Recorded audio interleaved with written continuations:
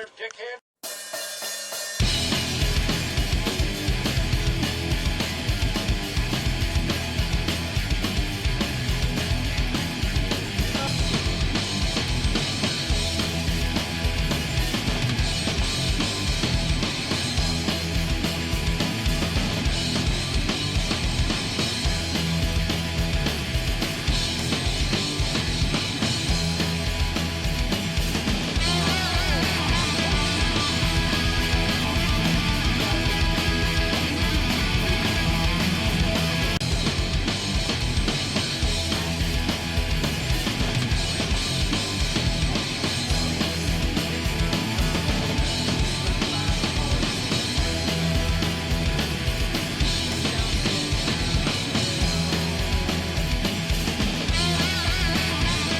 Hello and welcome to the Crowd's Return edition of the Grumpy Old Man Wrestling Podcast. Rick Crabb here along with Chris Spilito. Hello. Chris, after over a year because of the pandemic, we finally have wrestling fans to tell them to get off our lawns now. Yeah. And you can see why they missed the crowds. You can actually see why it is a crowd participation activity. No doubt. I mean, no matter what promotion you watch, both the baby faces and the heels, they miss the fans. You can tell. And it's like, some cases, you see a struggle to stay in character because of it. But well, even Monique, when we had Monique on our show, she even talked about there's nothing to feed off of. There's nothing to rely on, you know? And that's how they're trained, because that's how they're paid.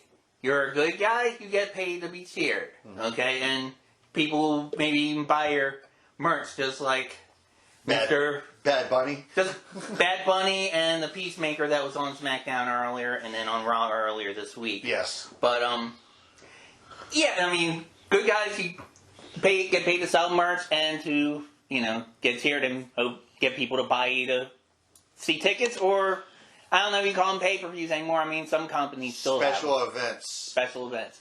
You're a bad guy, you want to get booed. You want people to pay to see you get your ass kicked. Well, it wasn't like that back in the Attitude Era with the NWO, where the merch was more powerful than the gimmick. That happens. I mean, that happened with Steve Austin, too, before he turned, Yeah. Eventually, the fans will decide who's a good guy, who's a bad guy, more or less.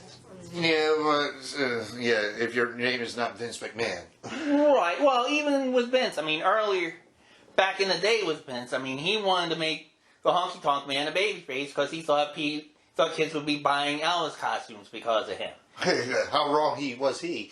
Oh, exactly. So, I've even heard interviews from Honky Tonk Man saying that the first taping that they did was in Canada. And prior to that, he was on Stu Hart's TV all over Canada as a bad guy. So it's like he came into, Maple Leaf Gardens or Halifax or wherever. I mean, people were booing him because they thought he was still a bad guy. But, but regardless. But every company has looked great with crowds. AEW has. We'll get into that. WWE has. We'll get into that. And we're watching SmackDown. We see the Milwaukee Bucks got their championship belt from Triple H. Congrats to them. I don't want it's NBA, but if you do, it was from what I heard today, ticket sales spiked when Cena's name was mentioned. Well, on WWE, and on AEW's side, did you hear what their tickets spiked? And All Out for just walking through the door on the ticket scalpers are $141. Because it's in Chicago, and because Chicago-made Punk, right? Yeah, because the rumors going around that he has indeed signed. Okay. Well, more and more fans are able to come to shows. WWE's just starting to have Raws and SmackDowns, and they had Money in the Bank with the crowds. AEW had their fans maybe a week before that with some surprises. And even some of the smaller companies, like what you and I got to witness the day after our last program was recorded in Philadelphia for Major League Wrestling. Yes. All right. Now, I want to say this not just for MLW, but for here on out. We will not give predictions for matches on this show. We are strictly about reactions to what we've seen. basically what we talk about is slightly in the past, but recent past and relevant. Not maybe some reviews, you know. as far as the storyline. I mean, the reviews. Yeah, reviews are fine. That's past tense. That's what happened. We report on our opinions on what happened. Yes. We're not going to make predictions on who's going to win the Money in the Bank, how wrong we were. Good God. Definitely, folks, I definitely encourage you to listen to that episode because you'll get a few laughs. Who's coming out? Hold on. Right. Not again. Yeah. With his big ass nail? Mm-hmm. Oh, he didn't come out with a nail. Okay, but anyway. Mm-hmm. But that was our first wrestling show since the pandemic started. Pandemic, the one you and I went to since the Free Enterprise Ring of Honor. That was what, 2 years ago? 3 No. years? It was last year. It was before the pandemic hit. Yeah, exactly. It was February, March, I believe. Yeah. But it seems like it was a lot longer. But yeah, It feels like a lifetime ago. Yeah. Okay, so I know you said you were going in blind with MLW. I watched a lot more of it than you did, but I think there were some more people you recognized than you thought you would. What is seeing Conan for the first time? You've never seen Conan? Live. I wasn't he at the WCW show you went to in the 90s? He might have been. He was part of NWO back then. I remember seeing him in ECW, though. Well, no, I'm talking about live. That's what I'm talking about. No, this is my first time seeing Conan in person. Okay. Seeing Conan with the new LAX was really good. Mm-hmm. I became a Contra fan, like you. Because Jacob Fatu is the real fucking deal right now. He's amazing. And the fact that WWE didn't want to commit to him because of his criminal record, which is ironic because of who he's related to. Yep. And we talked a lot about that, last episode, but... To me, he just looks like he's having a fit. Yeah, he always does. At least he's not wearing the Michael Jackson outfit this time. That was him in Japan a lot. Okay. Good show, without spoiling anything, because I know it's TV tapings. You know my one gripe, I didn't like the one guy. Well, you can say, I didn't like Alexander Hammerstone, because they're grooming him to be another Hogan. Well, I think it's more of a spoof of Hogan, just because of his looks, and, he's been doing some promos where he's, going to grocery stores and buying steaks and all this other stuff, and, it's like... But, it's an interesting dynamic with him, because for a while he was part of a heel team, but he was becoming a babyface, but he wasn't turning on his other teammates to become a babyface. It was kind of a weird dynamic with that. And I like Tom Lawler, because he just reminds me of a dirtier Tracy Smothers. And that's an interesting comparison, and that's one. I didn't even think about it. I remember him from the UFC, as far as an MMA. I did a show years ago covering mixed, MMA, and remember seeing some of his early fights. But I think he's just a good, I don't know if he's kind of an arrogant heel, but he's more just a snarky smartass. Yeah. And, traditional team Filthy. You had your factions there. Contra. You had what is the King Mo faction? Top team. But they're part of Team Filthy, which is Tom Lawler's faction. Let's see. Now, who else did? Mil Muertos. What do you think of him? Amazing. Yeah. Amazing. And the guy who used to run, quote unquote, run Lucha Underground. Oh yeah, Cesar Duran. Yeah, and Alicia Toot. Oh my God. Seeing her in person, oh my God. She's so hot, you actually learned how to pronounce her name this time. Mm-hmm. Yeah. I'm a fan of her interview show. On YouTube. I am really a big fan of her interview. Wale. Yeah. Oh God. Ah, Jesus Christ. Vince trying to reach out to something he doesn't understand. Where the hell have you been? Yeah. Oh. You want to talk about that? Well, we'll talk about that real quick after this. Like I said, I was amazed with the crowd. Mm-hmm. What'd you think of the venue? How much has changed since then? Oh my goodness, folks! if you've been to the old ECW arena and haven't been there since they became the 2600 arena, you will not recognize it. The only reason I knew where it was is because I knew where it was. On Swanson and Richter Streets. Yes. But outside is painted black. And stupid, what's his name, Saving with Conrad has the original ECW arena. Whatever. But, inside, they have a brand new box office. They have a ridiculously nice lounge / restaurant, a bar before you enter the arena. And the arena itself, it was kind of weird. You wouldn't recognize it. It seems like they kind of rearranged things. I mean, I was asking Chris, okay, where's the Raven's Nest? And where's this? Where's that? You almost didn't even recognize it for wrestling, but it's still, But did you notice the bathroom wall when you walked out? Did you notice it was the ECW mural? Mm-hmm. Did you see the autographs? I did. You want to tell them who autographed the wall? I don't remember who autographed the wall. RVD. Okay. Devon. Both wrote Hall of Fame on there. Bill Alfonso and the Sandman. Okay. And Meanie. Well, I remember seeing the band. I didn't remember seeing. I just saw that just glancing because I'm going to the bathroom. I'm not standing waiting for I'm not like Vince Russo waiting for someone to whistle "Strangers in the Night"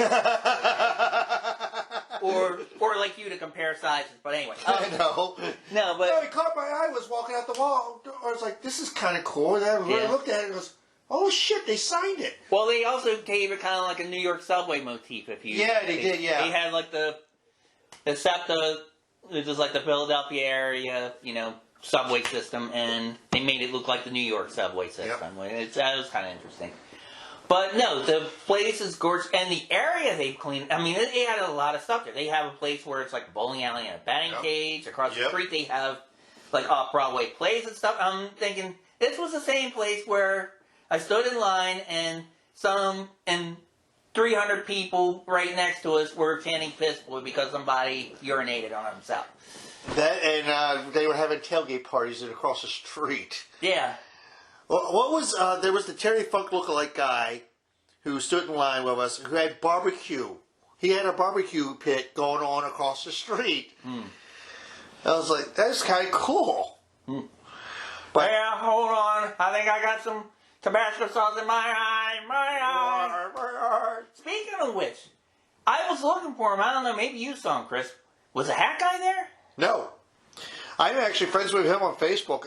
John has been laying low because he's been battling health issues right now. Oh, shit. I'm sorry to hear that. And, hat guy is about as much Philadelphia wrestling as barbed wire, and cheesesteaks, and, cardboard pizza or whatever they got that pizza from, which I'm really disappointed because the only thing I was disappointed in that building with the renovations was the watered down. Well, you know me, I'm going to bars. We both go to bars. They watered down the drinks tremendously.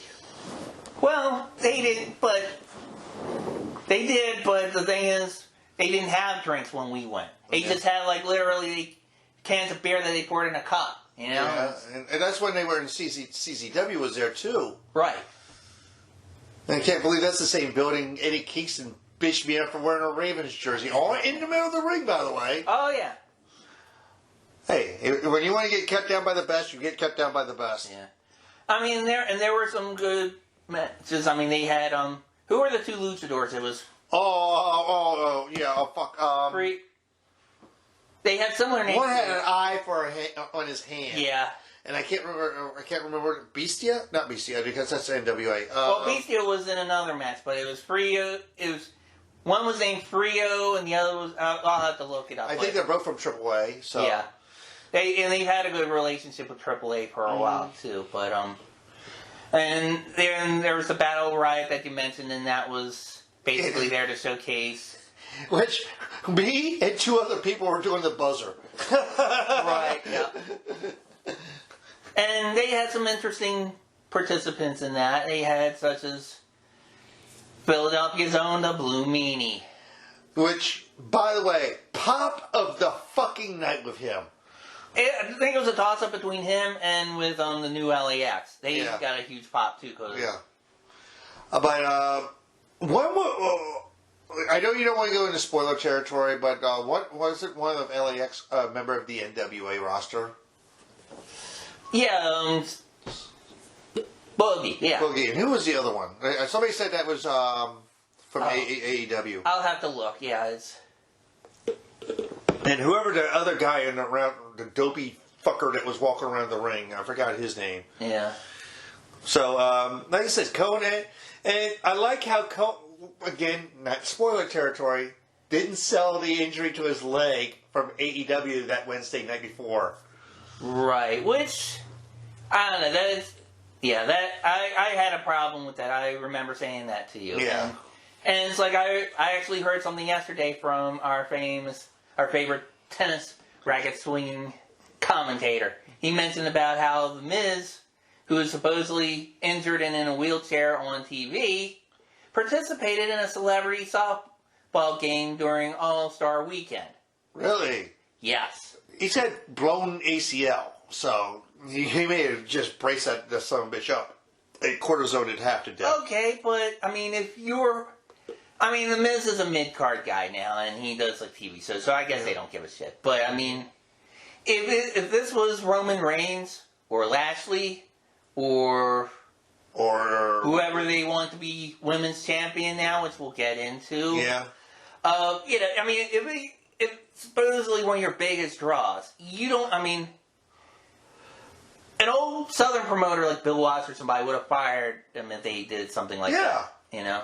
Or even Crockett. Well, and Cornette said he would do that too, but... Do you think Heyman would have done it for ECW if you're breaking kayfabe? Maybe, but the thing with Heyman and ECW, he got his guys to buy in. I mean, perfect example of that was Sandman. When supposedly Tommy Dreamer blinded him. Yeah. And it's like, Sandman actually, the gimmick, for a month he would not leave his house. He would have his wife, you know. Well, David, he's like the David Koresh of wrestling. I mean, he convinced those guys without pay to work. Right. But like I said, MLW was a great experience, and you said about October 5th. I'm still considering it, and I might go with you. Okay. All right. Well, we'll see when that comes. You know, I'll probably by the next time we record, I might decide to get tickets. And on the next show, I'll let you know what I think of the new MCW. I'm going to Maryland Championship Wrestling tomorrow. Right, and a lot of people are in our area have been waiting for that place open. And also, the day after we went to see MLW, Ring of Honor had Best in the World, which I heard they had with fans. Which give it to you later. But I heard Chelsea Green showed up on that. Okay. But the Maryland State Athletic Commission won't clear her because of the broken wrist yet. Huh. So she's going to be doing commentary for the women's tournament. Right. So I think she'd be great for commentary.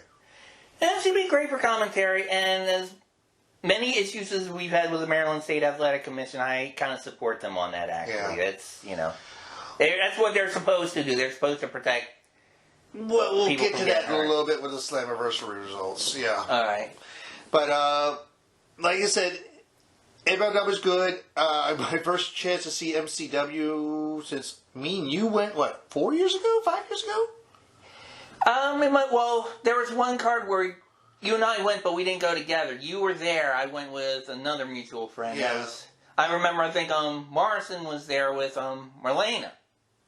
No, it was the last one I went to was with Rosemary was there. Okay. And I got to actually talk and met Rosemary, and this is after the whole Sexy Star incident. Yeah, it was after that, because the last one I went, the same card, Jake Roberts was there pre-CDP, and they had some poor manager kid before intermission.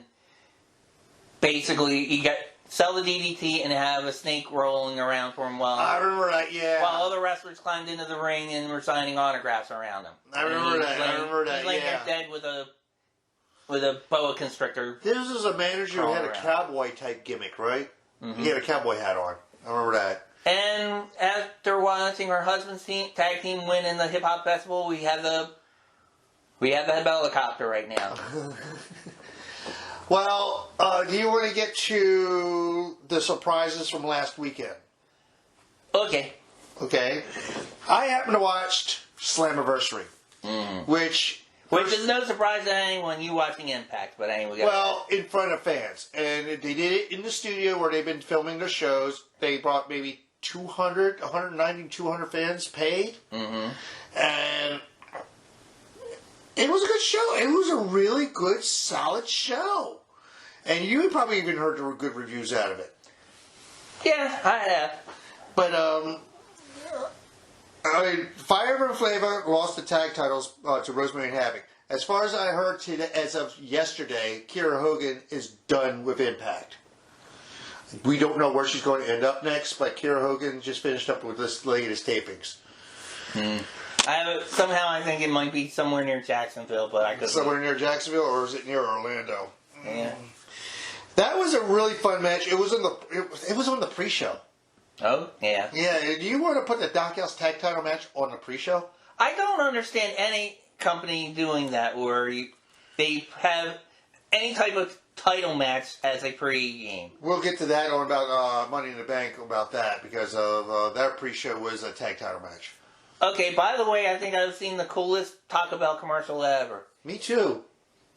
It looks like an episode of, a Gundam or Bubble. It's a really cool anime.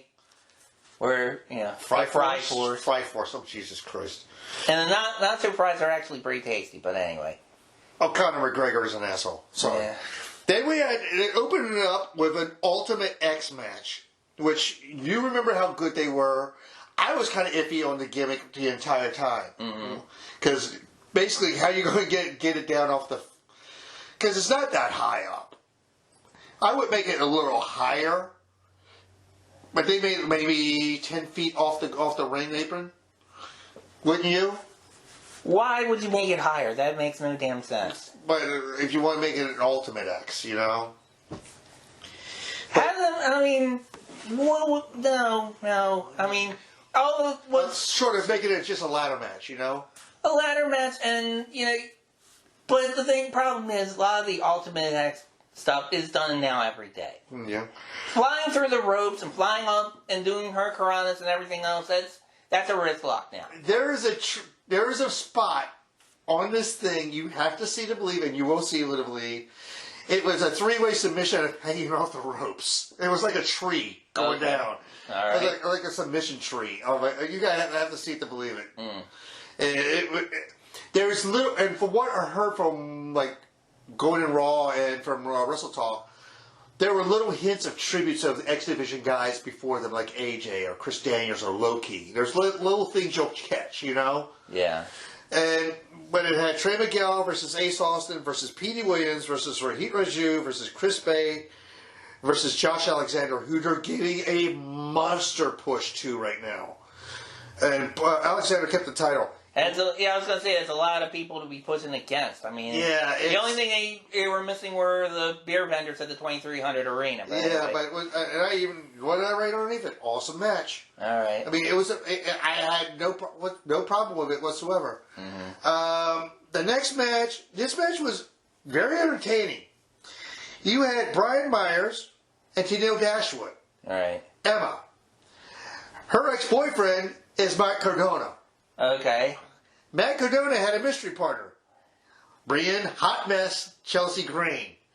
She did the whole hot mess thing where half her face was fine, her hair was real nice, and the other side of her face looked like the Joker makeup and her hair was all fucked up. Okay. And she was going to do it exactly. Matt was going to do the fist bump. She jumped on top of Matt and just made out with him right there. Oh, man. It was an entertaining match. It was a very entertaining match. So how much is her OnlyFans account now? I don't know.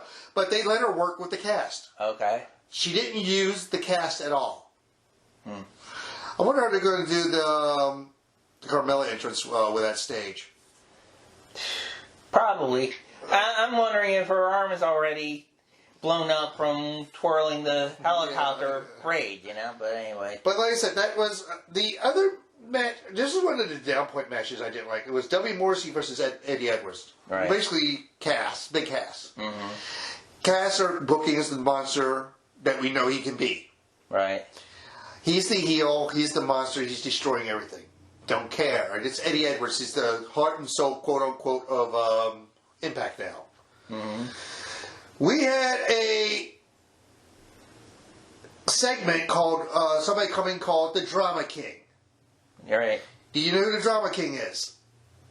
Let me guess, he sings about Rusev Day. Yeah, it is eight in English, and I heard at the Impact tapings he has appeared. Then we had the return of Finn Juice, which I thought they were still in Japan, against Sierra and Madman Fulton. Little guy versus big guy match. The little guys won. Oh. Sounds like AEW, but anyway. Here's the surprise of the night. Chris Sabin beat Moose. Yeah, that's An X Division guy, a former world champion, beat Moose. Hmm. And remember, I gotta say this, Moose resigned with the company. Then apparently we had a Decay promo, which now Jessica Havoc's now part of Decay. okay. Then we had the four-way for the tag titles. Swan and Mac versus Violent by Design versus the Good Brothers versus Busby followed by TJP. Okay. TJP unable to perform. Don't know why. It's been very hush-hush. I don't know why. For his replacement is No Way Jose. Oh, jeez. He came in with the conga line. Mm. He didn't change the gimmick. And they just call him No Way now. Since when did Impact become Saturday Night Main Event? I don't know. The other the Good Brothers win the tag titles back. That's why you saw them on AEW Wednesday night with the titles. Now, the Knockouts title match, which would interest you wholly. Deanna Barroso was supposed to take on a mystery opponent. We thought it was going to be one of the released names from WWE. Yeah. No. It's former NWA Women's Champion Thunder Rosa. Ah, nice. Great match. Deanna's a great worker. And we all know about Rosa. Mm-hmm. Rosa's one of the best workers in the business. Mm. After that...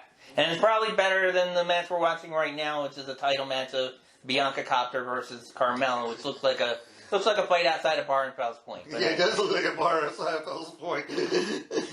Then Mickey James. Then you hear the music of hardcore country coming out, and Mickey James coming out. And Mickey James looks phenomenal. Mm. She still looks phenomenal. I'm sure Nick Aldis would agree. Yes. She offered an invite for the NWA Empower pay-per-view to Deanna Purrazzo. Ah. From what, like I said earlier, NWA Impact are now in a working agreement. So you're going to see a talent exchange between the two, I think. So you might see some Impact guys on Power.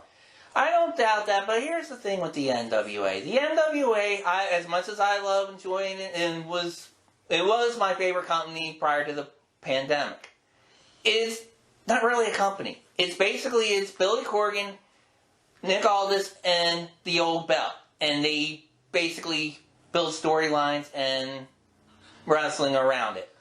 And it's basically all the NWA. NWA is pretty much it's a T-shirt, more or less. Is the shiny new toy losing its luster a little bit? Not at all. I think Billy Corgan, if anything's, buffing it and polishing it a lot. Yeah, he's polishing it all right. And the world title match, in a no disqualification, anything goes match, Kenny Omega versus Sami Callihan, we saw steps, we saw doors, we saw barbed wire, we saw thumbtacks in this match. That's why you saw Kenny bandaged up on AEW. It was from that match. Only thing missing were orange aprons selling them all that stuff. But anyway. The finisher was Kenny put thumbtacks into the knee pad and did the V-trigger of death on fucking, and then the one-wing angel on Sami Callihan. And you're leaving out something else he did to him, too. What's that? He put thumbtacks in Callahan's mouth. Yes. And did a V-trigger on that, too. Yeah. Then when the Good Brothers and Callis come out and they do the Too Sweet, the lights go out. The Bullet Club theme plays. Mm. Then Jay White's music plays. For those who don't know Jay White is the unofficial leader of the Bullet Club in Japan. He came into the ring with the IWGP Never Openweight title, which amazed me they let him use the title there. The cameras cut as soon as they got in the ring. But from what I heard, Finn Juice went into the ring and attacked everybody who they thought was Bullet Club, including White. And White hit the Blade Runner, which is basically the crossroads, on David Finlay. But from what I'm hearing, Jay is a face in Impact. He's a baby face in Impact for these TV tapings. And it looks like maybe for Bound for Glory we're going to see Omega versus Jay White. Interesting. That'll be very interesting. As if Kenny keeps those belts by then. Because we got Homecoming coming up, which is another streaming special. Gotcha. Which they're doing now, a tournament for the King and Queen of Homecoming. It's a mixed tag tournament. Kind of like the mixed match challenge from WWE. It's kind of like that. Right. And of course, Deanna Purrazzo and the Drama King are already partnered up, so you can make your own guess right there. Gotcha. But overall, I liked it. I like Slammiversary. This is not me being the typical Impact mark. I thought it was a very entertaining show. Okay. Like I said, you can draw your own conclusions when you watch it yourself. Oh my God! I just saw somebody with a blow-up doll at the Miami Gardens. They showed it on there. Oh Christ! Well, you want to talk about Money in the Bank? You want to talk about the pre-show and about how tag titles match? Oh, Shotzi, my girl. And Tegan, they're playing with a tank. And oh, Corbin and oh God, Corbin. Is that must the ketchup stains on his shirt? Oh my God. They're just making Baron Corbin look so disheveled. It's not funny. It's wonder he's not going to be sleeping in the fucking garbage can next. Oh, going back to his Slammiversary. You know what Deanna Purrazzo said to Mickey James? Take you and your trash bag and get on out of here. Wow. Yeah, they're still running with the trash bag thing. But would you put the Mysterious versus Usos on the pre-show? No. They did. That was for the YouTube crowd. That makes no damn sense. It's the tag team titles, plus it ties into the biggest story in that company in all three brands. What the? Yeah. Vince, either take your meds or stop taking your meds. Whatever. Whatever's not working, do the opposite. Start working with the other Khan, not Nick. That's spaghetti advocate. That's what the thing was. Spaghetti. Oh God, spaghetti sauce.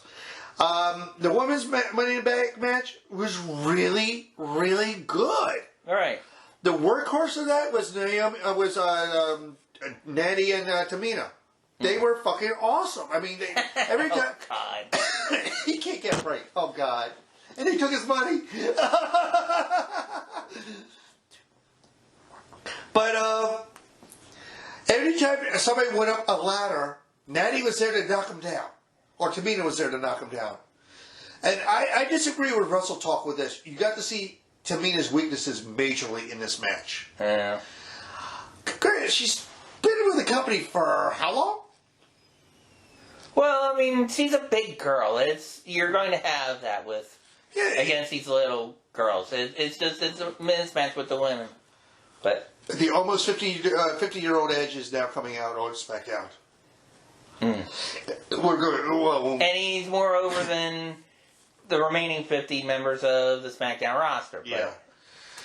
But I have mixed feelings of who won the match itself. Nikki Cross. I'll still call her Nikki Cross because I won't call her that other name. Even though that gimmick is all out of her head. Okay, well. What do you think of the gimmick? It's different. I don't know. I think she looks cute in the costume. And there are a lot of comedy gimmicks there that, well, I haven't exactly made a secret about my opinion of, like, Matt Riddle and all this other. But, I don't know. I mean, it's like, especially if you're going back to the crowds, Vince is thinking gimmicks. He's thinking that, she could sell some merch. Which, actually, it might not be a bad idea. But I don't like the fact I'll feel bad for her if she's just being like a transition champion, which I think that's We'll find out. Well, what? Right. Well, she's at the first. Well, how many people have cashed in and not won the title? I mean, Sandow and Baron Corbin. Right. That's the only two I can think of that cashed in and never won the title. Right. Or was it Cena? Cena cashed in, remember, on Punk, and he didn't win it against Punk. Or did he win it against Punk on Raw? Because remember, they pulled out the pile driver. The only, I think Sandow and Corbin are the only two I remember, But Alexa, she did the spooky bullshit where she hypnotized Zelina Vega to climb down the ladder. And at the beginning of the match, she was actually laying on the mat and trying to summon the briefcase to her. Right. I was like, really? Hey, it worked in Mallrats. It worked in Mallrats, yeah. But it was an entertaining match. Again, I like her better as Crazy Nikki. I like her better as member of Sanity Nikki. I don't like this Nikki. I like this Nikki. I think she looks cute. Yeah, I mean, but... Do you think you see her down a few down the road with Alexa as the hero versus the villain? That might be what they're building up to. Because you didn't see much interaction between those two during this match. If they did, it was very little. Which is kind of surprising in a way because they did have a history, but I don't know. It's... Especially when it's so many moving parts going around, you know? Mm-hmm. But Naomi did her typical spots. Asuka did her typical spots. Liv Morgan was my pick to win this thing because they've been building her up slowly. Listen to our previous episode to hear all the boneheaded predictions that you, me, and... Well, I don't think John made as many bonehead predictions. I think you and I... I like Liv's character now. I love the construction of her character. And it's different from the Riot Squad. Yeah. Well, and originally she was supposed to be what Alexa Bliss is now. Yeah. What, the Harley Quinn type character? Well, she was supposed to be, a part of the Fiend family, but yeah. A lot of people thought it was going to happen. Then we had... I didn't like this match at all. Viking Raiders versus AJ and Omos. I didn't like this match. There was Snorefest on this thing. And, God, WWE, they fucked up the Viking Raiders. Or the name they should still be called, the goddamn War Machine. Yep. In Ring of Honor, they were killers. In New Japan, they were killers. Yeah. They were just two big, hairy dudes that looked like, they would either be at a Death Metal Fest or bounce at a Death Metal Fest. And then they would bounce you all over to the Death Metal Fest. Hey, how you doing? But they jobbed out to AJ. Granted, AJ is the workhorse of that team because almost his finisher is the fall from a tree chokeslam. Yeah. Which was Khali's finisher. He's just another big guy who can't move. Right. And he's Vince's wet dream. Yeah. Well. Then we had what I called an over-glorified squash match. And you know where I'm going. Oh, yeah. Lashley versus Kofi, with 7 minutes of him destroying Kofi Kingston. Which I don't understand. In a way I understand, but in a way I don't. Why did you make Kofi a champion if you're going to have him get squashed by Brock Lesnar and then put him in a match with Lashley? Make it competitive. I mean, you can do that. You can still make Lashley look like a monster, but I mean, it's been done the right way, where a lot of times where he would get too sadistic, he would try to clothesline him and he would hurt his arm, or he would hurt his leg or something, and then Kofi would make a comeback, and you could still keep the belt on him. I don't have a problem with that, but don't squash him. Make it... I mean, he destroyed him. I guess maybe they just wanted more time for the Roman Edge match, but I mean, I don't know. We'll get to Raw after that because what we saw the next night was... Then the match of the night for me was Rhea and Charlotte. Right. Which Charlotte won. And those two are workhorses. As much as Charlotte's been shoved down our throats, you can't deny that she's a good worker. And she's learned a lot from her Oh, father. no, I won't deny that. Either one of them. And I feel so bad for Rhea Ripley. Because they don't know how to fucking book her, that's why. I have a feeling in a year she may be all elite, but... I don't know how long she signed. Oh. But, and the men's Money in the Bank match, which was entertaining. We saw Riddle channel his inner Orton and just RKOing everything in sight. Nakamura hitting his spots. Ricochet being the spot monkey that he was. Right. Morrison being the spot monkey that he was. But what did you think of Big E winning the damn thing? Big E's over. I mean, he's believable. He looks like he's strong enough he could take on either champion. So I have no problem with that. But I don't know. Getting back, I mean, what you said about Rhea Ripley, same thing can be said about Ricochet. That guy, man, when he was in NXT and he first came to WWE, he looked like he was going to be Next big thing. Right. But and his size killed him because Vince is a sizist. Vince is a fucking sizist. And that's why we're seeing all these new big guys in NXT right now, because this is Vince's wet dream. Yeah. Well, He's larger than life characters, and Ricochet's not a larger than life. Well, he needs to wake up from his goddamn wet dream. Yeah. But Ricochet, when he was in, you got to find that match with him and Ospreay in Japan. Vader was on, Leon White was on Twitter and basically trashed the match. I loved it. It was like watching a video game. Right. They were all, it was ping, ping, ping, ping, ping, ping, ping, all over the place. Well, before both of these guys were called up, and when McIntyre first came back to NXT, they had him, What Culture's promotion, Defiant, had a big tournament. It was like, they called it When Worlds Collide, where it was a big international tournament. And it had him against Ricochet, and my God, that was... Tore the house down? Big time. Big time. That's true, it's a great one. That match is still on YouTube, folks. I would highly recommend looking for it. I'm not sure how many years ago that was. I think it was maybe 17 or 18, but regardless, go see it. It was really good. And like I said, again, if you can find Ricochet and Will Ospreay from New Japan, I think it was the best of the juniors, Super Juniors. The match was amazing. I agree with Uncle Dave on this one. It was a 5-star. Okay. Well, even though you don't take highly of Uncle Dave. I think Uncle Dave is almost as far gone as Uncle Vince, but that's... Then we get to the title match with Roman and Edge. With Roman retaining.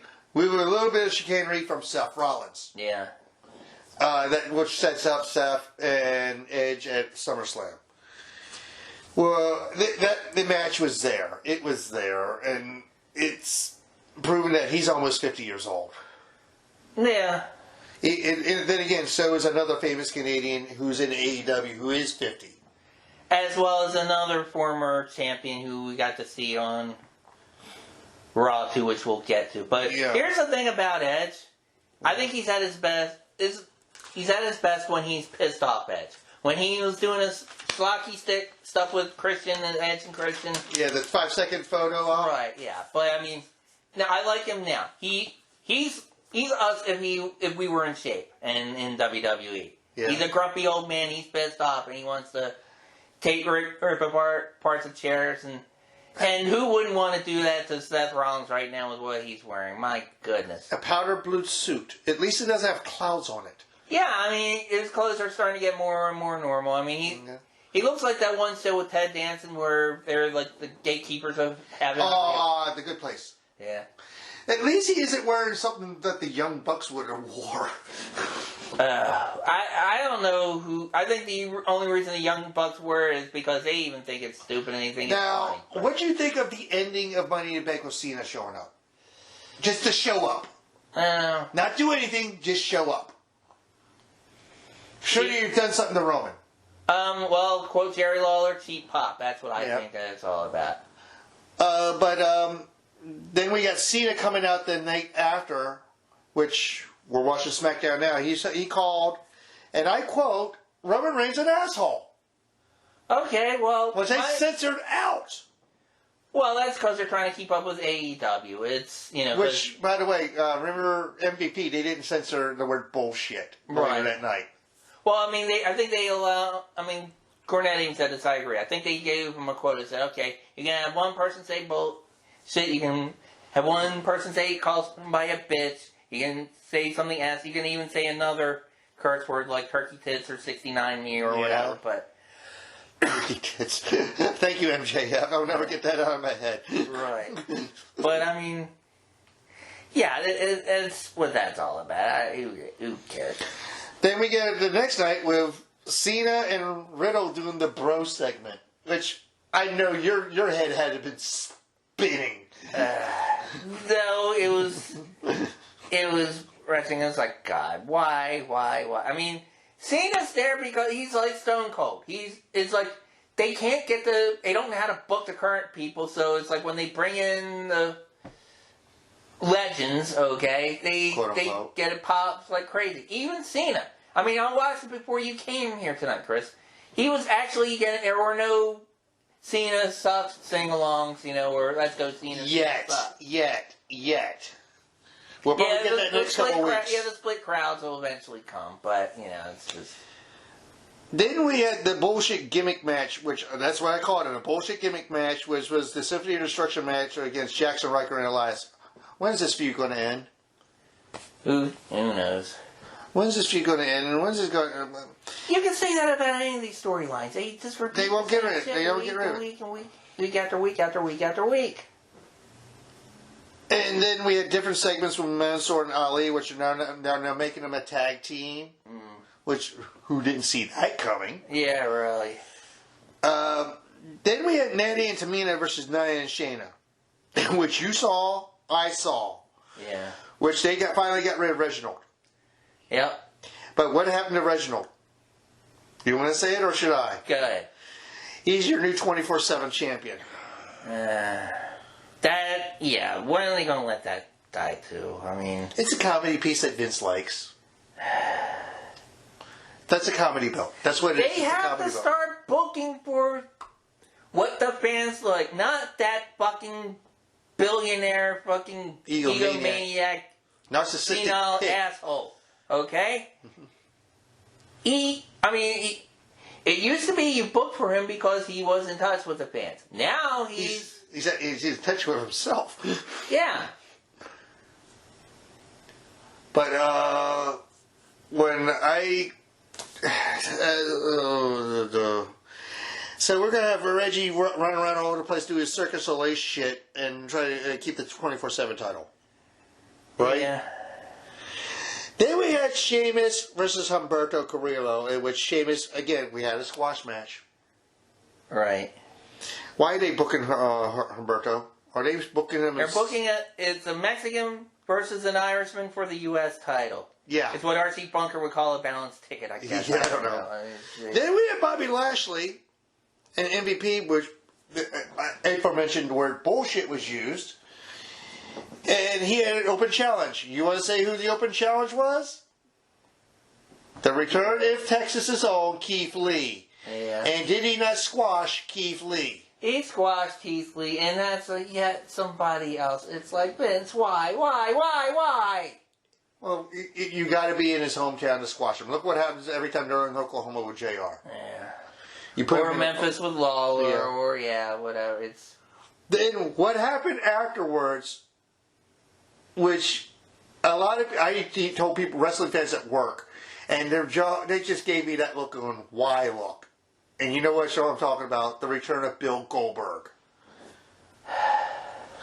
Because Lesnar couldn't reach an agreement, and it was supposed to be Lesnar and Lashley, the match we want to see. Yeah, and Austin's too old and has too much of a broken neck. Yeah.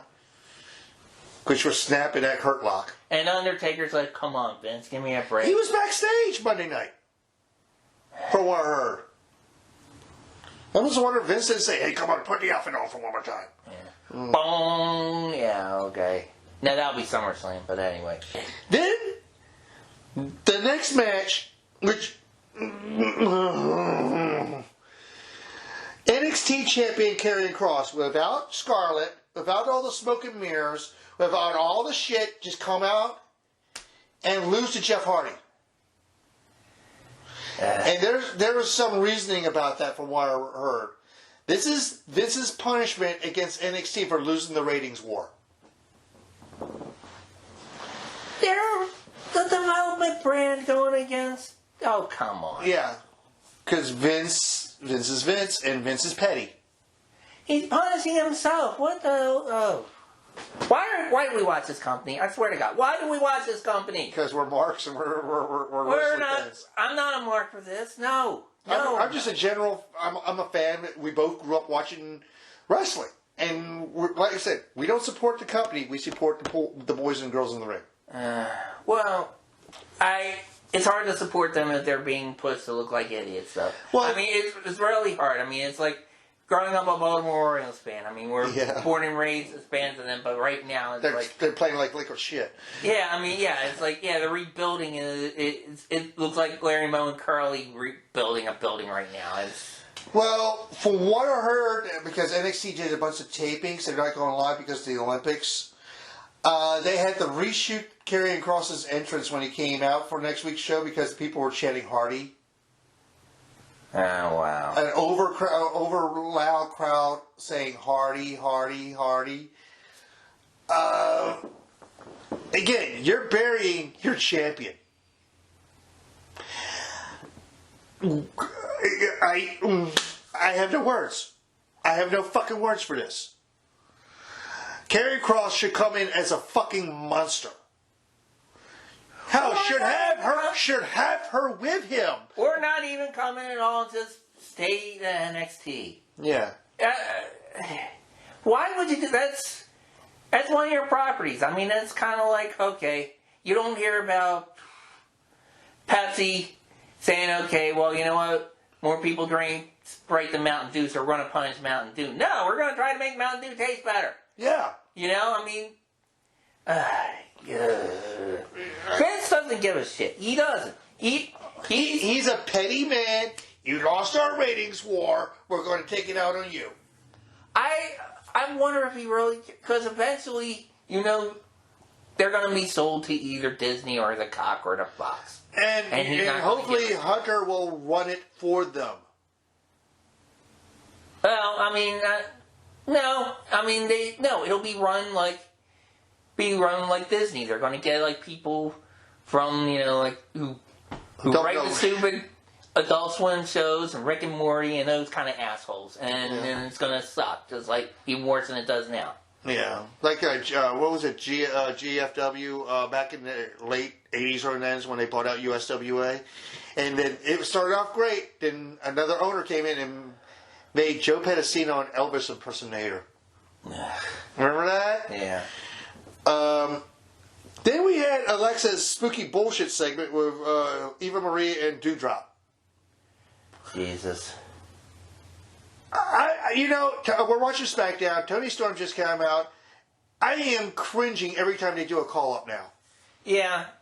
I'm wondering if she's going to get squashed now. By Zelina Vega, of all people. Shotzi and Tegan are Although, I'll be honest, Chris, I wouldn't mind being squashed by Zelina Vega. Malachi Black's a lucky man, but anyway. And from what I heard about Tony Storm, she likes 80s glam metal. That's why she's got the look. Okay. Then, we all know Doudrop is Piper Niven. And we all know, if you ever watch NXT UK or even the Mae Young Classic, she's good. She's good. very good. I've seen her on Defiant? Yeah. I mean, she was the... She's a big girl who can move. And in Japan, she was a bodyguard for B. Priestley, I think, for a little while. In Stardom? Excuse me. In Stardom? Yeah, I think so. But, Vince, go away. Please go away. Go, get the fuck away somewhere. Alright, well then, let's go away from Orlando to Jacksonville. Well, we gotta finish this because we gotta talk about the cash-in. Oh God, yeah. Oh, yeah. Charlotte Flair and Rhea. Rhea wins by DQ because Charlotte. What did Charlotte use? I forgot. She was disqualified. Yeah. And then when Rhea just destroyed Charlotte a little bit, here comes Nikki Cross. She cashes in like a heel would. But yeah, Cornette made a good point about this. And she's not the only person to do this, but a lot of the wrestlers do this in these Money in the Banks. If you were fighting in a real fight, Chris, if I was champion and I got laid out by, I don't know, whoever. Tony Storm? Okay, well, that could happen, actually. Yeah. All right. Well, no, that would be after the match. Yeah. But no. Okay, if I was hurt and you had the Money in the Bank and you were cashing in, would you wait until I got up so you can lay your finishing move and then No. beat me? No, you'd beat the shit out of me and cover and get the damn title. We've seen that many times, but we've seen it not done. Remember Thank you, Mr. Cameraman. But anyway. Remember when RVD cashed in at One Night Stand? Yeah. Against Cena at the Hammerstein Ballroom, where Cena was just the devil there. Yeah. Who else called their shot on Money in the Bank? Brock Lesnar called his shot on that. I mean, we talked about this off air. You want to talk about this? About how people have just laid on that briefcase forever, they cashed it in? Right, yeah, okay, yeah. So Like I Edge want did. to ask you that. Okay, so what would you prefer? Would you prefer them to tease it for a while like Lesnar and Carmella did, or to cash it in? Or even Edge, when Edge won it for the first one. Because Edge won it for the first time. Who else? Who else did it for a time? Rollins for WrestleMania. He almost a whole year. Right. Kennedy when he had it. Who else? Who else sat on that briefcase for a while? Miz didn't he? When he won it the first time? He cashed it in right away. Well, He didn't cash it in the right first away. time, yeah. The most recent time, he cashed it in right away. But he didn't cash it in the first time he won it. And like I said, I'd rather wait and build it up. Especially with Lesnar, I mean, because people hated when he did the fact that he was a part-timer and all that, but... And he wasn't kept even part of the teasing it. Money in the Bank match, and he took the briefcase down. Yeah. He kept teasing it and all this other Yeah, stuff. remember he was the Beast of the Bank, and he was using it as a fucking beatbox. That was funny. That was funny. And What I think sucked, though, was how Otis lost it, because I thought that was the funniest damn thing. Him trying to climb up to get the ladder, and he's bending the ladder with each step. Yeah. Well, right now we're seeing a different Otis. Yeah. But like I said, Raw was Raw. Raw was Raw. Then I get to the night after. I was watching NXT on Wednesday night when you made the phone call. We'll talk about that later. Yes. I watched Joe and Regal come out. Joe come out dressed to fight. And by the way, I love the new Samoa Joe shirt. You know what it says? Night night. Night Night, ding dong. Yeah. Night night. Night night. We had after that, and Regal kept on saying, "You were a referee. You weren't provoked." He was provoked. We're going to we'll get to that in a little bit about that.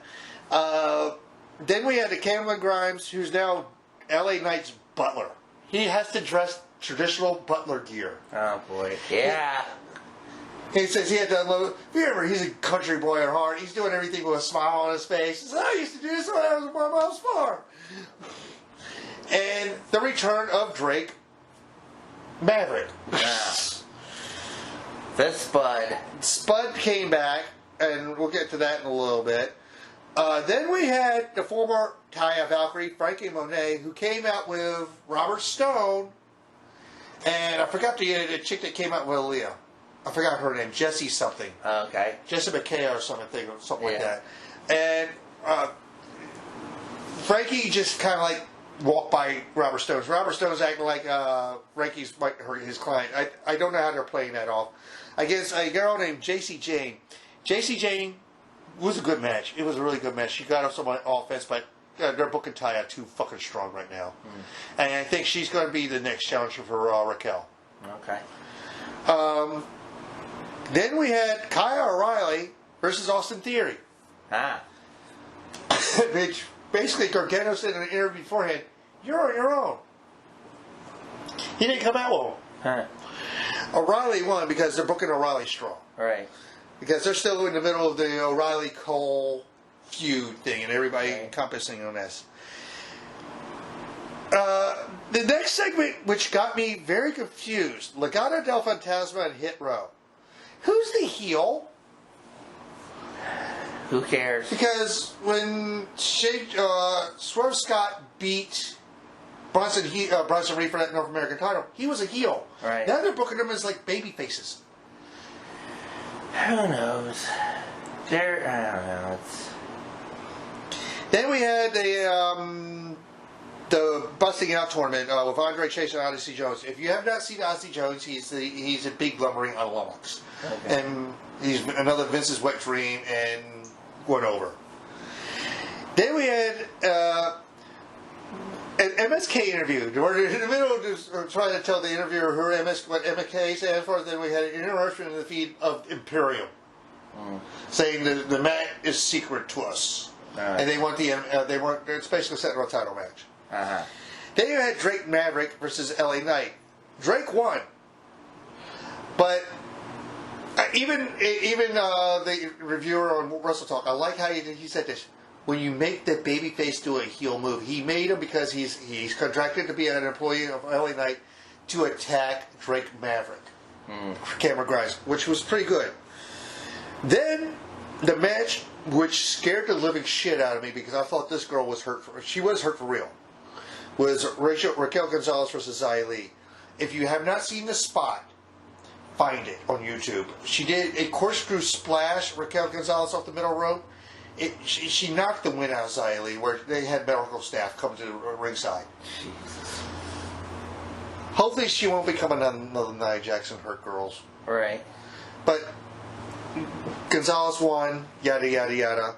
We don't know who's going to face Gonzalez next, because I don't even know if Mercedes is still in the company. Well, Mercedes is under concussion protocols. Well, here's my thing with that. What they should do to protect these girls, they can still kayfabe it a little bit. But I think part of it is they don't want to insult women. Have fucking weight classes. Like the UFC has it. Thank you. You have bantamweights. You can call a girl a heavyweight. You should be able to. Have weight classes. But then again, if they did that, then you'd have the cancel culture coming after you. Not only that, but you'd have with the current roster in WWE, you'd have like 3 girls in the heavyweights, and then you'd have like everybody else in the Tamina, Nia, and Doudrop, and fucking Raquel. That's it. Right. Because they're booking. Everybody was thinking this big surprise they were talking about instead of Keith Lee because they're in Texas. They were going to call Raquel up because she's from Texas. Right. She wasn't there. Now you want to talk about AEW? I know you want to talk about AEW. Okay. What did you think of this Jericho Spears match? It was a good match. It was a match. MJF was, he's great on commentary. It was a match that's set up for future things, which is what they were kind of designed to do. Yeah. And it was also designed to set up literally for the next match and the surprise. Yeah, as Jim Cornette would call the bank addicted, the drug robber, Nick Gage, yeah. When Nick showed up, you called me, I was watching NXT from Tuesday night. Right. And he said, what were your exact words? Are you watching AEW? I think, it was definitely a surprise. I think they should have pulled the trigger on this a month ago right after Dark Side of the Ring. That's the only part of that where I think they fucked up. Otherwise, do not put Nick Gage on the mic, or else you have to have your finger on that panic button. Because all he does is cuss. Yeah. All he does is cuss. When he brought up the pizza, I think he did speak a little bit, but yeah, you're right. I wouldn't have him speak anyway. Forget the profanity. He just sounds like a meth head. He looks like a meth head. He is a meth head. He is a meth head. Yeah. If you watch Dark Side of the Ring, he is a meth head. Yeah. His girlfriend's a meth head. Oh, she was beautiful when she was young. What the fuck happened to her? Jesus Christ. Drugs are bad, okay? Yeah. But she looked like she was drawn by Carrie Tunes. What the fuck? Oh my God. But I can't wait for it. Our mutual friend Bev, who a former guest of the show, when I told her, she's like, let me know. I love Jericho, but Nick fucking Gage. Yeah.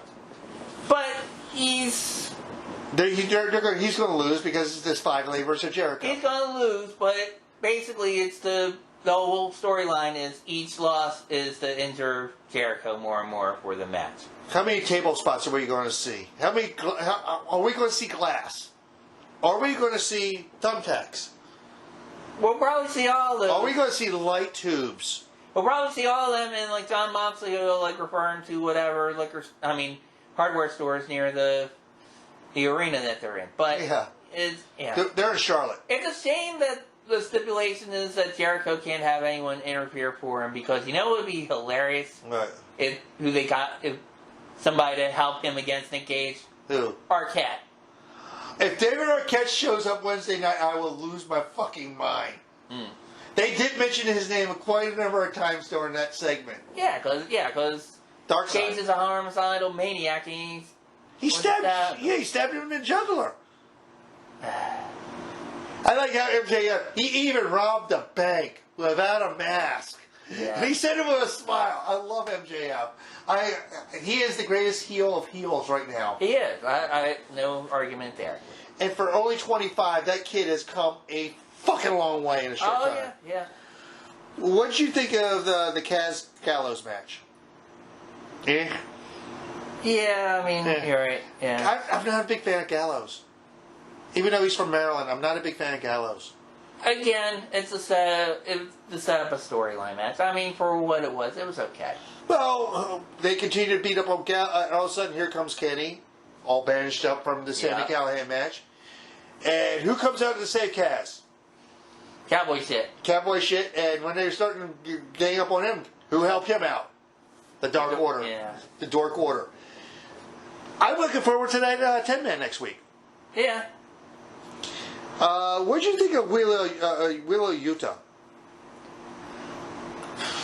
I like him overall, but just guilt by association with the Pockets.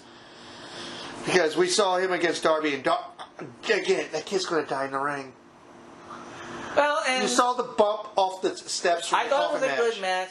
And there's one part you're going to think that I dislike, but I actually got a tickle out of it. Was that the thing with him and Sting? Yes. Yes, I did too. Sting was just mimicking Orange Cassidy.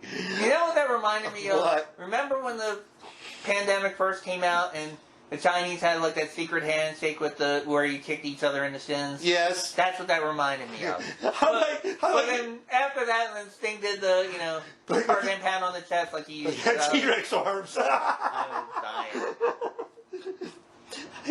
It's a wonder Sting didn't, bust out laughing there.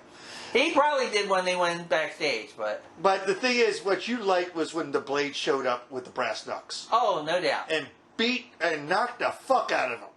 Well, yeah, but then what happened after that? We'll get to that a little bit later down the road, because that's down the road. Yeah. Then we had the women's title match. I now call Britt Baker a tweener. No, she's a face. She's a face? Yeah. She's more like a Stone Cold type face now? Exactly. Or like Moxley, just... They're the same or like Piper. They didn't really change their character, just who's on their dance card. Yeah, but the match of her and Nyla was really good. Yeah, it was. Although, and Nyla looked like... the beast that she is? Yeah, well, okay. Yeah.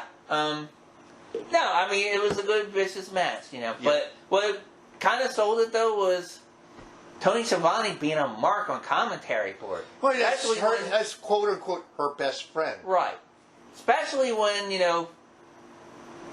they had that spot where Baker's between the ropes and Rebel is giving her the glove for the lockjaw. Yeah. And she's posing for the camera. And she's like, turn around, turn around, turn Don't around. pose for the camera. She's, Nia's getting ready to squash you, Yeah.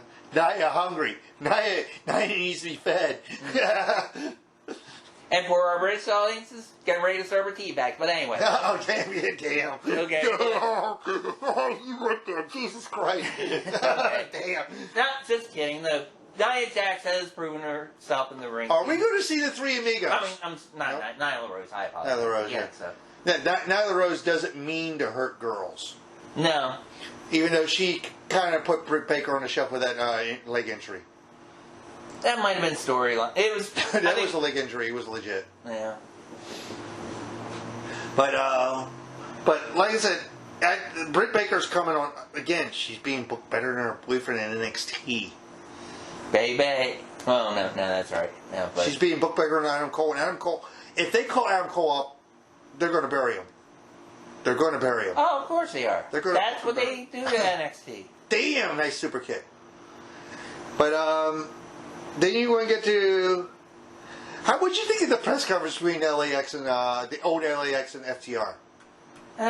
Been there, done that. I mean, With him showing the pictures of him growing up and shit. right. I mean, but yeah. I mean, it was kind of like, look, we know where you've been. We grew up poor, but it's like, no, you grew up poor, country boys. We grew up Poor in New York. Up in Harlem, you know, whatever, Spanish Harlem. Oh, that was a botch. Yeah. That was a major botch. Yeah, we're watching the tag team. No, it's not. It's a singles. It's a singles. Oh, it is a singles. Yeah, it's singles. He's trying to get him for that Samoan drop bad. Oh, that's the finish just like the last time. It's the same finish. Jesus Christ. After that was the Andrade. And he traded up a Guerrero. Right. How would you think of him and Chavo now? Wait to be seen. I mean, Chavo sounded great. Yeah, got no problem with that. Who was the third guy? Was that like a legal representation kind of guy or something? Because he didn't really speak it. He just whispered in Shivani's ear. I think he was supposed to be like Andrade's interpreter. Yep. But, I mean... But then, what was interesting, though, is they had the Death Triangle challenge him. And I think they're trying to build a storyline where he's trying to recruit the Lucha Brothers to away from Pac. Away from Pac, yeah. Yeah, and like I said, I thought it was great because Alex Marvez is a good translator for Penta. Because Penta's English is almost non-existent. Right. Ray can speak some English.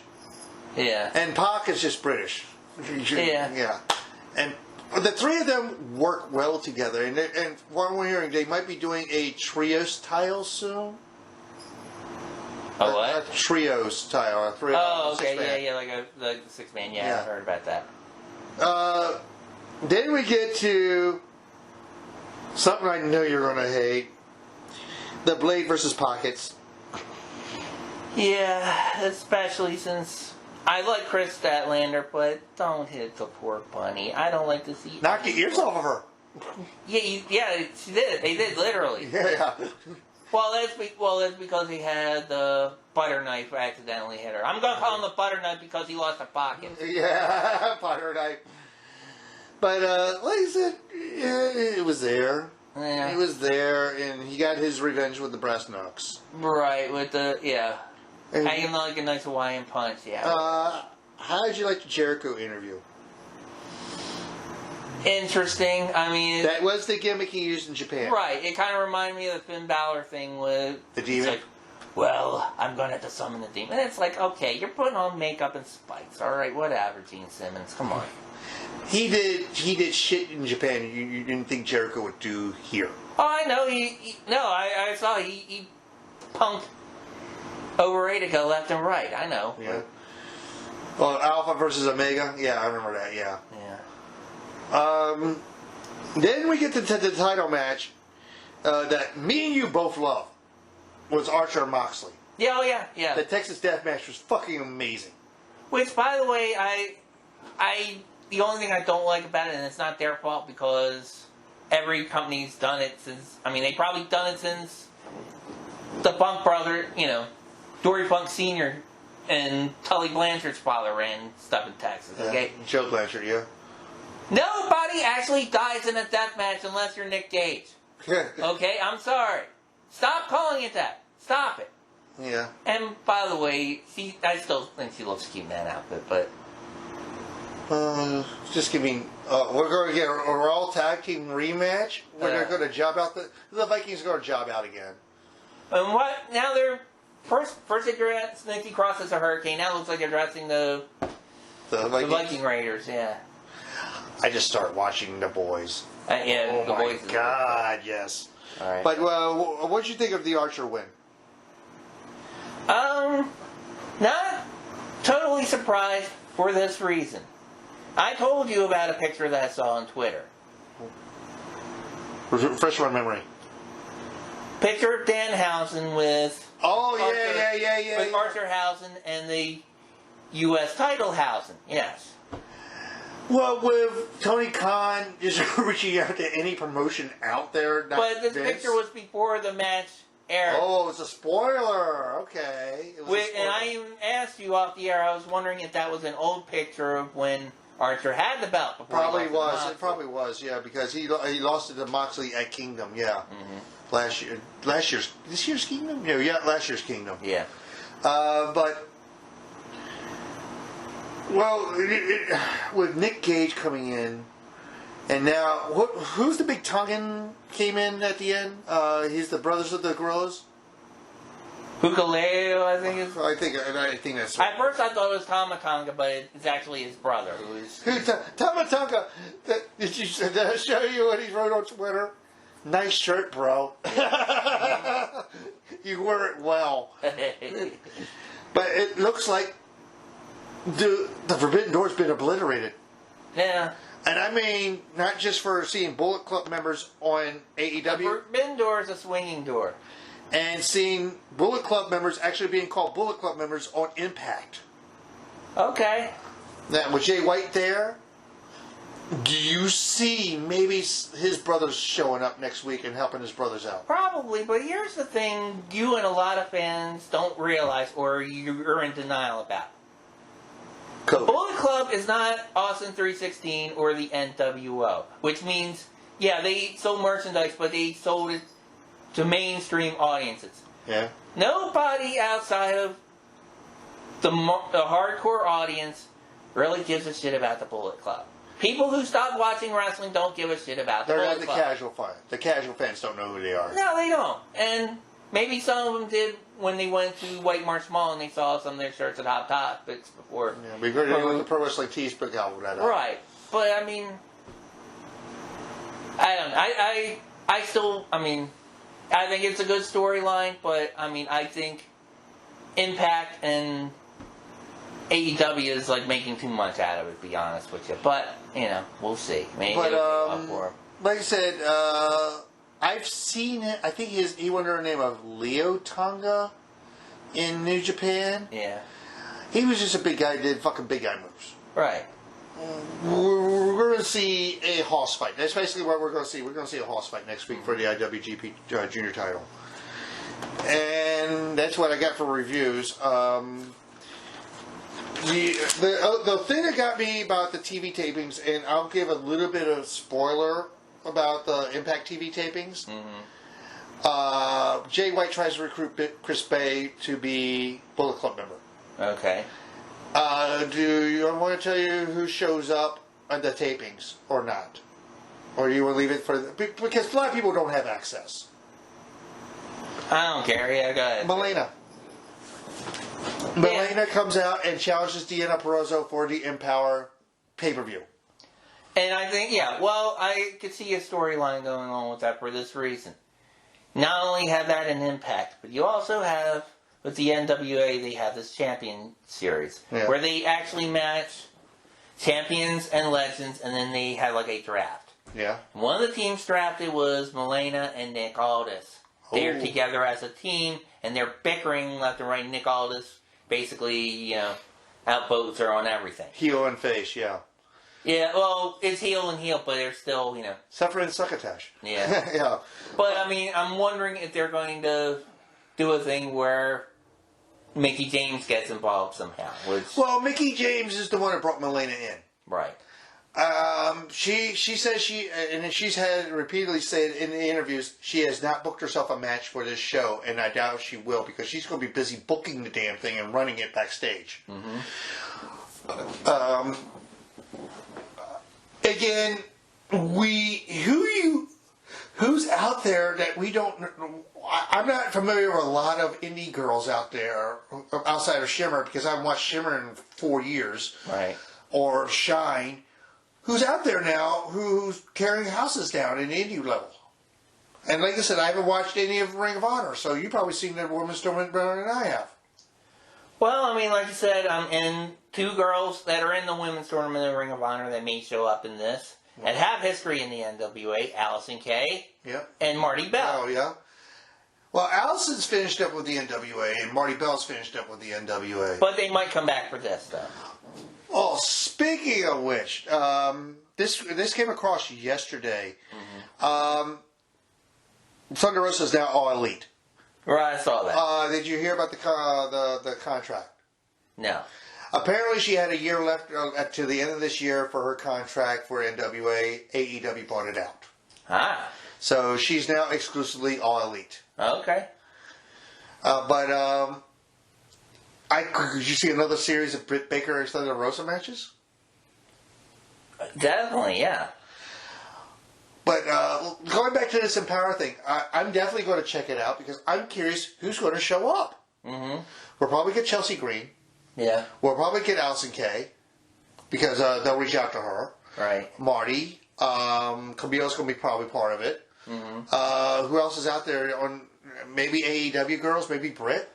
Probably be a lot of Mission Pro girls. You might see. Since there's a working agreement with Impact, you'll probably see Jordan Grace come in, Rachel Ellering. You may even see Selena De Laurentiis. Yeah. Before she goes to the Performance Center. Yeah.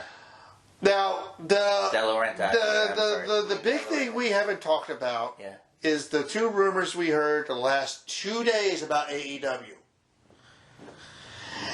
Daniel Bryan, now known as Bryan Danielson, is all but confirmed signing with AEW. There's Uncle Dave, Mike Johnson, and any other, and Sean Ross Sapp. It's been. I wonder if they'll acknowledge him as the American Dragon. Like, now, if you hear Final Countdown, which Tony Khan's not, he's pretty open to do that. If you hear Final Countdown, and I found out the debut, if he has signed, what his debut date's going to be, the September 22nd show at Arthur Ashe Stadium in New York City. Interesting. That is perfect, wouldn't it be? That would be. And I have a feeling the reason he's doing this is Brian wants to wrestle in New Japan. And he wants to work in Indies, too. Right. And I think his best way through the door is, not through Stamford, Connecticut. Now, here's the thing that bothers me is, I don't know if they renewed it for another season. Total Bellas, isn't that run by the WWE production company? Oh, really? This is interesting. So what we're seeing, folks, is Finn Balor. John Cena challenged Roman Reigns, and he dragged it out to the end, and Roman Reigns gave his answer, says, no, I'm not going to wrestle him now. Finn Balor's coming out, it looks like. Yeah, Prince is here. Prince Devitt is here. The original member of the Bullet Club. Yep. But, like I said, who would Brian go after first? In AEW? Usually it's usually Cody first. Maybe Cody. I don't know, somebody heel-wise, I'm trying to think. Kenny? I don't think it... Not right away. I think no. Eventually he will. I think they're setting up for MJF? Possibly MJF. This is going to be after All Out, so they'll probably finish up the Jericho-MJF feud with that. A dream of mine, I don't think it'll happen. Pockets, but... Now, here's the other thing. The other rumor. Phil Brooks. Yeah. If you don't know who I'm talking about, is Chick Magnet Punk, Chicago Bay Punk, CM Punk. We've been hearing a lot of... Chris Marks for Impact Punk. Yeah. We've been hearing his name a lot, and WrestleVotes hasn't said anything. WrestleVotes has been 99% accurate about a lot of stuff they put on Twitter. We haven't heard anything about that yet. We haven't heard anything from Uncle Dave yet, because he's like the be-all end-all right now. Mike Johnson's been putting shit up on PW Insider. If Brooks shows up as Punk, I think he owns the name, doesn't he? He might. I don't know. All Out in Chicago?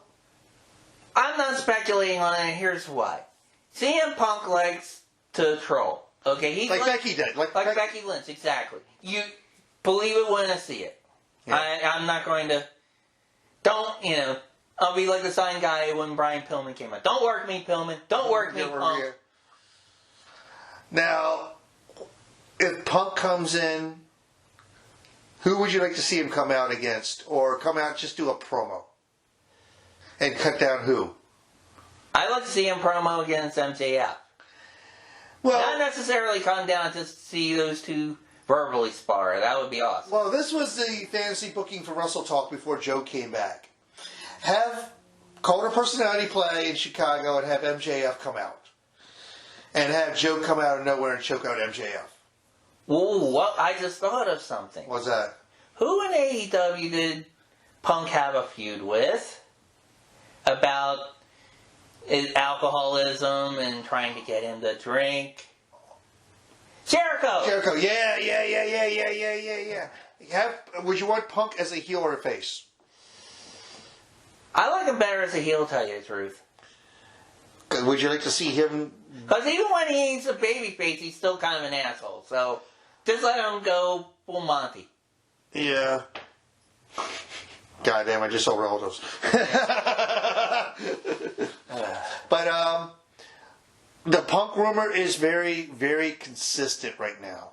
Right. But then again, this is like you're saying. What was it? The Alan Parsons tweet he sent out. Something about it's a link to AEW. Something about an Alan Parsons Project song. I have no idea what you're talking about. I'll send you the link later. All right. But he's teasing. He likes doing this. Becky, Night of Money in the Bank. She was down in Dallas. Becky, I think, does it just to take a break from the goddamn baby crying. That's what I think. Yeah. And Becky loves trolling the Twitterverse. She loves twittering it. Yeah, I mean, she does it by picking out Seth's clothes, apparently. Yeah. I mean, Jesus Christ, she's colorblind. so, babe, what do you think will piss off the fans? Oh, go out and wear this. You know, yeah, I can see that. Now, do you want to talk about this? Sure, yeah. Yeah, this is going to be a little bit of a heavy subject right here. For those who don't know, during the Speaking Out movement last year, Michael Elgin's name, Aaron Soblo, was one of the names bandied about of sexual harassment. To the point where the voices were loud enough where Impact let him go. Then I didn't hear anything about him until, a month ago with the scare. Right. Where He left cryptic tweets out about... I forgot what it was about. And they couldn't find him for 24 hours. And people were worrying about the worst about him. Now, the latest thing about him is he broke a protective order on his fiancée who... Sexual assault again. I won't get into the details, but it's pretty bad. And how many times... You read the article like I did. How many times did he break that protective order? Too many to count. 60 times. And from what I'm hearing, until last year, he was married to, remember Mischief? Yeah. They have a son together, and he was doing the same thing to her. Mischief, I'm a huge mark for. Right. This angered me. This angered me a lot. I refuse to call Michael Elgin anymore. He's not going to find work anywhere. Your thoughts? Well, I mean, his crimes, yeah, I He should. If it was 60 times with me and you, we'd be in jail. Right. But then again, I don't know if he moved back to Canada. He's Canadian. I don't know what their justice system is up there about this. Look, it's a Razorhead. Yeah. This shouldn't have happened. This... It's hard to put words when you're this angry. Yeah. I don't want him to work anywhere anymore. And he had a promising career. He just threw it all the fuck away because he's a mental case. He's a fucking mental case. That's all he is. He's a fucking head case. Then again, a lot of these guys who work in the ring, look at Nick Gage. He's a head case. Terry Funk. I mean, a lot of guys are a head case. Yeah. Same man, it's definitely a head case. Yeah. Yeah, but... Sabu's a head case because he likes pain. Yeah. No, but the point is, Yeah, I mean, eventually, though, I mean, you're right. If it was somebody who wasn't a public figure, they probably would have got it prosecuted then and there. Fully extent of the law.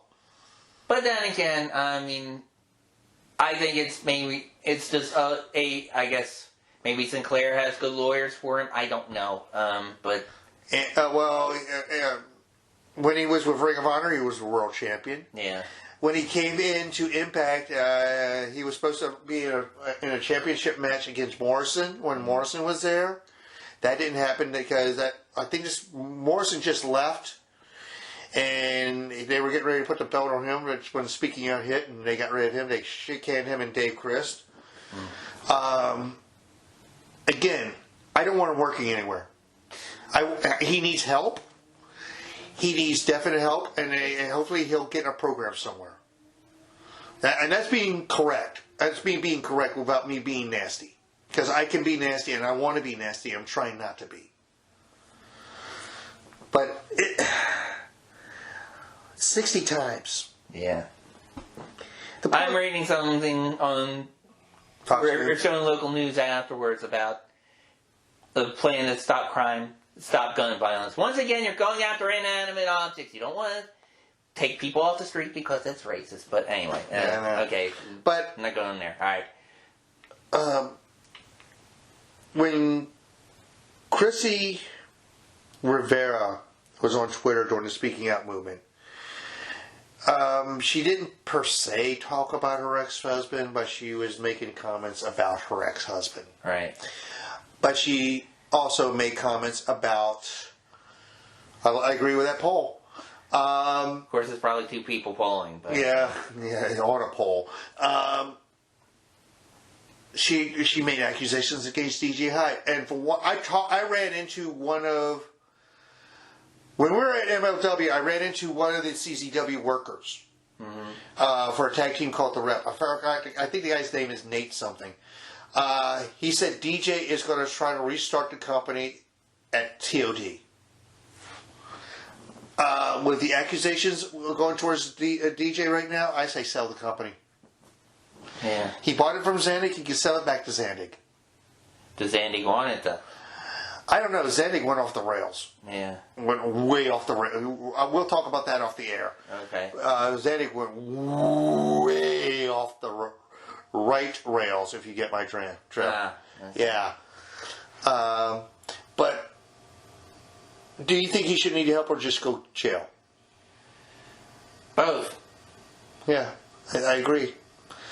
I agree wholeheartedly. What else you want to talk? Because I want to get off of this. Well, another down note. Two things. Well, we lost two wrestlers after our last recording. We want to definitely send condolences to fans, Del Wilkes. family, friends of Del Wilkes, who people might remember as the Patriot, and Mr. Wonderful Paul Orndorff. And do you remember when Wilkes first came into the AWA? AWA? He was in the AWA. His name was the Trooper.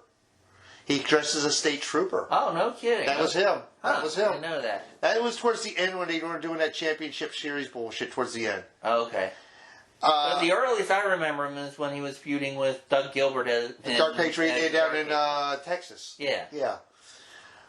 But what are your favorite memories of Paul Orndorff? Paul Orndorff, he was a great wrestler. He was very talented. Great heel. And that's what I liked about him the most. And a lot of the stuff he did, especially when he was affiliated with Piper, the stuff he said, there is no way he could say that now. Oh, when he turned on Hogan and Paul drove Hogan. Remember that? That made him a bigger heel with the fans. But some of the stuff he said, it was like, especially when he feuded with Mr. T. The racist stuff, yeah. Right. And Mr. T and his Junkyard Dog, and it's just... But I'll tell you my favorite memory, though. It was related to that. The setup for the first WrestleMania. Yeah. When they had Gene Okerlund go to that gym that they were all training in. I remember that, yes. That was hilarious. Where him and Roddy Piper were in they were meditating, and then Piper like snapped. I pissed myself laughing the first time I saw that. But here's one. Did he ever win a title in WWF? I don't think he has. He was challenging for the world title, but he never won. I don't think, he didn't win a world title. Didn't he have the Intercontinental? No. No? No, I think he was the only man, one of the few men in the Hall of Fame that's never won a title in the WWF. I remember him as the TV champ in WCW. Right. When he had the guy singing Mr. Wonderful. Of course, his greatest match in WCW wasn't in the ring. It was in the shower with Vader. Oh, the knife. The knife fight, yeah. No, that wasn't a knife fight. What was it? No, you're thinking of Sid and Arn. No, this was in the shower. Supposedly, Paul Orndorff was an agent, and he was telling Vader to oh, yeah, I remember this now. do a promo or something, and there are different stories about who said what, but long story short, Paul Orndorff wound up getting into a fight and actually literally kicked his ass wearing flip-flops. Yeah, I remember that. Yes, I remember. We heard it on Hamilton's Hotline. Mm-hmm. Yeah, we heard about but that. I've heard it several times, even Paul Orndorff saying that in himself. a shoot interview, wasn't it? Yeah. Yeah. He actually, Jim Cornette interviewed him about it. But like I said, rest in peace, Paul Orndorff. You were one of the best. And Joe Wilkes. Yeah, and my memory of the Patriot is not a good memory, though. It's how the WWE botched his ass. Oh, when he was the Patriot or just Del Wilkes? Well, when he was the Patriot. And what did they do? I mean, instead of making him, they gave him to what became Kurt Angle's music. They should have made him a popular babyface. No, they fed him to the fucking Canadian fans and let the Hart Foundation destroy him. Yeah, I remember that, yeah. It's Vince being Vince, that's why. God, yeah. But like I said, it's neither here nor there. It's the past, and we can't change the past. Right.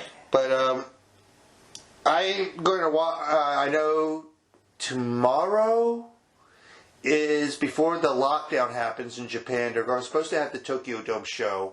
We don't know if Kota Ibushi is still going. He's still out with asphyxial pneumonia. I never heard of that before. It's a form of pneumonia. Okay. They first thought it was a bad reaction to the COVID vaccine, but they found out he has a pneumonia. He was supposed to take on Shingo in the main event. We don't know if that's still going to happen yet. Mm-hmm. And the card up and down, I didn't write down the card, and I don't remember the card, but the card up and down looked like it's pretty good. The Dangerous Tekkers are going to take on Naito and Sonata to try to get the tag titles back. If Tachi brings Mio Abe out, I will lose my fucking mind. Okay. She is fucking drop dead gorgeous. I don't understand. If you ever see Tachi dresses like Captain Harlock in his gimmick. And he's like lip syncing badly to his own music. He's like a Phantom of the Opera type character, and she's the muse. Oh, okay. And she sits there on her knees while he walks by, and she looks like she's crying. Yeah, you have to see it to believe it. Okay. And Tachi was trained by the All Japan guys, right? So he's got that All Japan style, trying to mesh it with the New Japan style. Which gotcha. I'm not a big Tachi fan, but I could watch Zack Sabre all fucking day. Because the man is a fucking wizard. Okay. But, like I said, the next show I'll probably give you my review of that. And I'll give you my review. I am going tomorrow to Maryland Championship Wrestling. Thank you. I will talk to Danny McDevitt and all that and try to make some things happen. Okay. Not promising anything, but trying to make some things happen. All right. Well, when we get off the air, I have an idea about that. Okay. Okay. Okay, well, like I said, I'll give you my thoughts. I haven't been to an MCW show, what we said, 4 or 5 years ago? Yeah. 4 or 5 years ago. So this is going to be a whole new locker room, young faces. I don't know who's here or not. I know Leo Rush is supposed to be there, but he's retired now. He's just there to do probably a meet and greet. All right. And Renee Michelle, Drake Younger's wife, is going to be there. And I think, they're bringing Shane Thorne's faction in from Ring of Honor. And apparently there's going to be a title match for the Ring of Honor 6-man tag. Yeah, it was Shane Thorne's Shane Thorne Productions. Right. And like I said, I don't watch Ring of Honor that much anymore, so I don't know who the faction is and who these two guys are with Shane Thorne. Right. But I can't wait for this show. I mean, I'm honestly looking forward to going to see MCW and probably see a bunch of old friends. Yeah, I mean, I think that's the reason a lot of people they'll see any. I mean, wrestling fans will see any wrestling show mainly because they want to be in the crowds again. They want to buy the merch again. They want to see live things again. Right. Well, like I said, with MCW, even before the pandemic, they were selling out that building 700 strong per show. Right. More than when Impact did combined it when they were TNA doing Bowie, Upper Marlboro, and Salisbury. Combined. Wow. Yeah. They had less than 700 from those 3 shows? Combined. God hell. Yes. And this is when they had Kurt Angle and James Storm there. Yeah. And remember, Dixie tried to book the Baltimore Arena. Dang. Yeah, that wouldn't happen because ticket sales weren't happening. Right. But I want to see the crowd size. They're probably going to bring... I almost guarantee he's going to pack the house with over 700. Oh, yeah, I'm sure. I'll give you my review of the show. I probably won't take notes per se. I'll just try to do it by memory, which is... Yeah. Oh, boy. Yeah. Yeah, ye of the green filter, but anyway. No, me of the alcohol consumption. Okay. But I can't wait, and I can't wait to watch AEW next week. Yeah.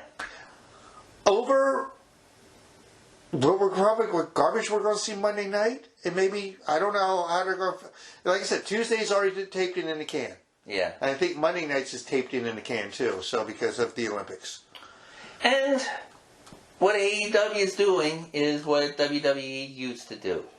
You watch, you see little cliffhangers, it's like, oh no, what's going to happen next week? SmackDown kind of did that tonight with the Finn Balor and Roman Reigns, but, you know, they're not going to give the damn belt to Finn Balor, come on. Yeah. But, he jobbed to the Fiend in his tighty whities. Do you think they're going to give him the belt? Come on. No. Well, you know, he did have the belt for a day. Yeah, I know. Well, Finn? Yeah. Remember, he was the first Universal Yeah, champion. and he lost it because he had something wrong with his shoulder. Right, yeah. But it's going to be interesting next week. It's going to be interesting. Like I said, they just did a bunch of Impact tapings in the can to lead up to Homecoming. Right. And they're going to have a Homecoming King and Queen tournament, which is going to be a mixed match challenge. I think Cardona is teaming up with his fiance. I think Tennille Dashwood is teaming up with Caleb Connolly. And I know Deanna Perozzo is teaming up with Aiden English. Okay. But, and where do you think, if the little Impact you watched, you saw Kiera Hogan, where do you think she'll wind up at? Because she's not a big girl. She's a very tiny little waif girl.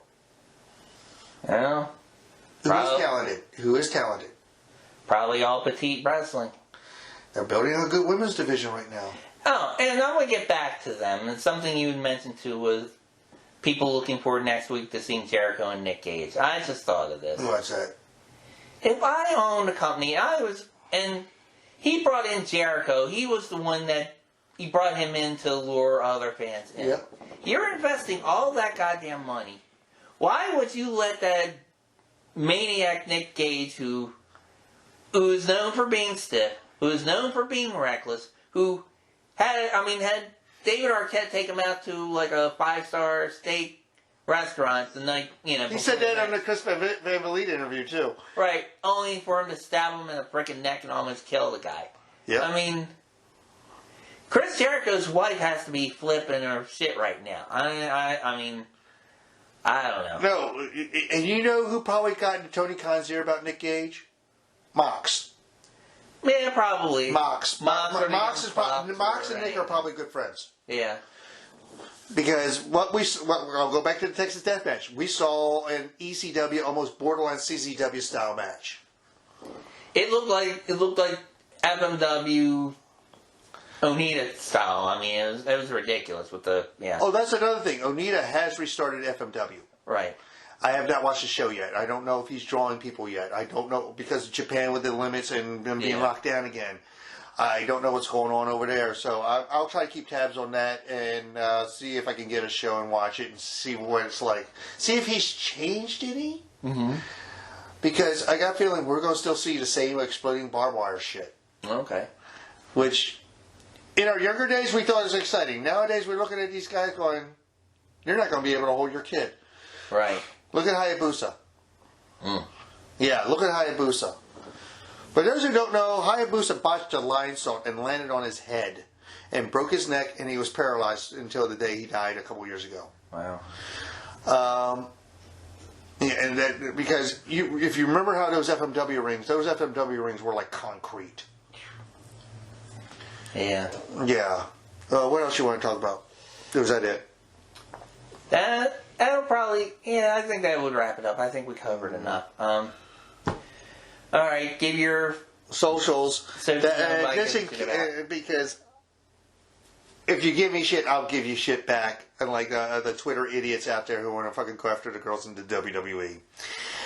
Christopher James Filato on Facebook and at Siege Filato on Twitter.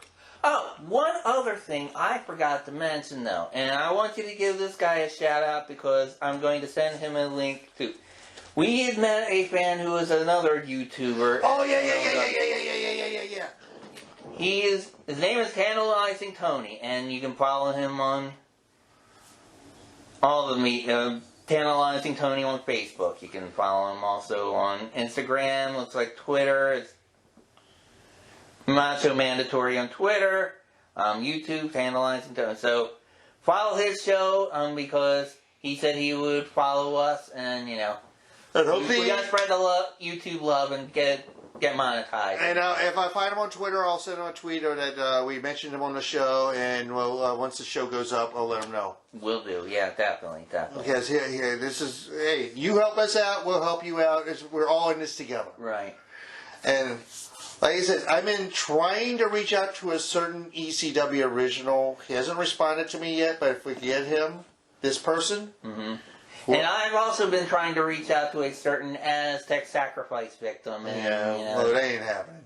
Well, don't say that. Yeah. But, Well, if I get this ECW original, I'll just say this. We're going to have a devil of a time. Probably, yeah. I hope he speaks in Kazarni, too. We got to talk about that with him. Yes. Oh, yeah. And also keep him away from fireworks. Yeah. And Mikey, you're a great hummer. On that note, thanks for listening, folks. We'll talk to you next time. See ya!